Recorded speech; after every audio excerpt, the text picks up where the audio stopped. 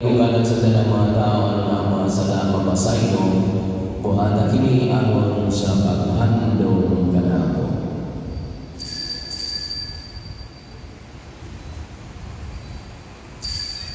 Ini ang misteryo sa pagtuo.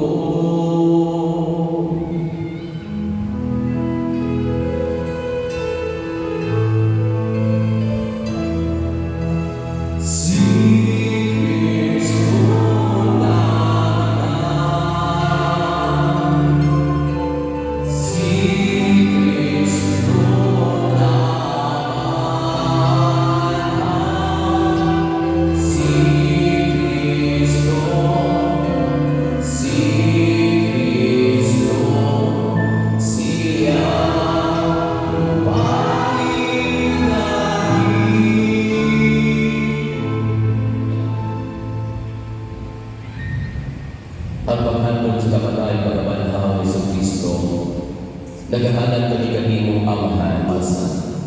Nagapasalamat suon among mas kinabuhi nga si Erlinda. Malabo mo na mabanhaw siya ug ang tanan nga namatay niya sa imong kaluoy. Dala silang tanan sa pagsudko no sa kahayag sa imong naong kaluhidi kaming tanan. Himua kami kagayan nga makaambit sa kinabuhi nga tunhay. O ba ni Maria, ang inahan na sa Diyos, kang Senyor San Jose, ngayang banaw ba sa mga apostoles, o sa tanang mga santos, nga nagatuman sa inyong kapubuton, latas sa katuligan. O ba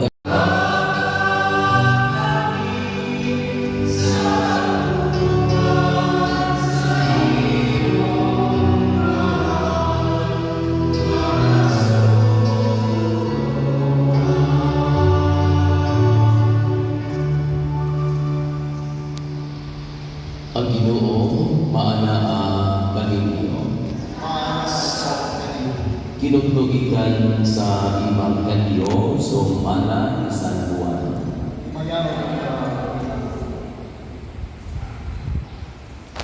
Jesus miingon sa iyang mga tinulunan. Ayaw kamo kabuhol. Sali kamo sa Dios o sali ko sa kamo kanako.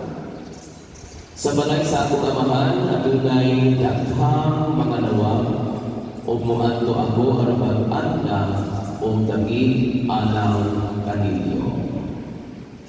Kung dili pa kini tinuod, dili ko nakamusugihan ini. O kung ato ana ako dito makaandam na dagit alang kaninyo, mo balik ako o buhaon ko kamo aron bisan asa ako ato ako sa kamo. Na hibalo kamo unsaon pag-adto sa dapit nga akong adtuan. Apan si Tomas miingon kaniya, Ginoo, wala kami mahibalo kung asa ka paingon. Busa-unsaon man namo pagkatultol sa dalan. Si Jesus gitubag, ako ang dalan, ang kamatuguran o ang kinabuhi. Walay makaadto sa amahan, kundi mo agi kanako. Ang Ebanghelyo sa Ginoo. Ang natin magagsunan, ini ako na karon atong ihatod kanto sa iyang tungganan ang usa ka miyembros pamilya mahal sa kinabuhi nga si Erlinda. Karon na ang katapusan higayon na ato siyang ikabuban.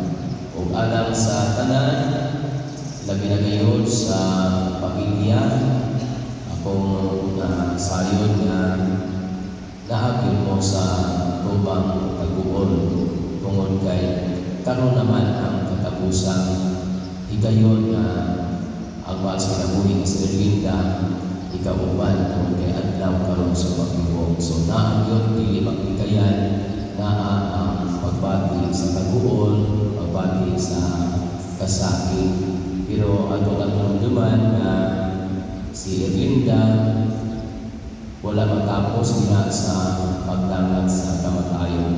Ang natapos mao ang iyang pagpuyo sa kalibutan, ang iyang pagpakikuban sa iyang mga mahal sa kinabuhi mao natapos. Pero ang iyang pagkaanak sa Dios, pagkinuha sa Dios wala matapos. Tungod kay moabot raon niya ang adlaw na si Erlinda hatagan sa ikaduhang kinabuhi. Karon sa mahitabo sa pagbalik ni Kristo ang adlaw sa paghukom. Mabuhi mag-usab si Erlinda apan wa na magpasabot na sa iyang pagkabanhaw magiguba na siya sa atong Ginoo.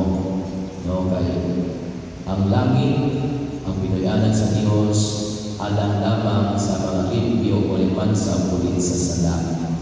Mao na ang tanan samit gusto magyuta nga adto si Erlinda sa atong Ginoo makiguban, mamagyumingon nga adto siya sa yawa, adto siya sa impierno. Gusto ta nga piintagikan adto punta pauli. Pero di man lagi na siya automatic kinahanglan na masiguro una nato nga limpyo si Erlinda sa tanang mga sala. So wa man ta mag-ingon nga si Erlinda makasasala, pero kung basihan mo ang wala kasulatan, imo mabasahan sa wala kasulatan na nagaingon ang tao na maingon nga wa si sala makakon kung pasabot ang tanang tao makasasala. Bawa si Erlinda sa iyang pagtawhanon ato na natin damon nga aduna ko'y nabuhat na mga sala na kinahanglang malimpyo siya ikadili.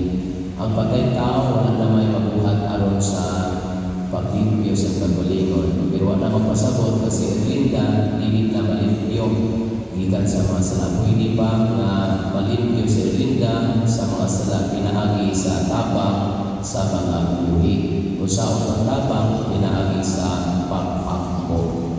So karon dili katapusang higayon ang kita nakiguban ni Erlinda atong pabati sa nato siya kamahal diha sa pagtabang iya na malimpyo siya sa tanang mga sala pinaagi sa pag-ampo. Umauna ang atong nadungog kaganina sa unang pagbasa nagigudlo sa sulat or sa libro ni Makabiyo, ikaduhang Makabiyo, Kapitulo 12, versikulo 43 hanggang sa 45. Si Judas Makabiyo nagatabang sa iyang mga kaubang sundalo na namatay at malimpyo sa mga sala.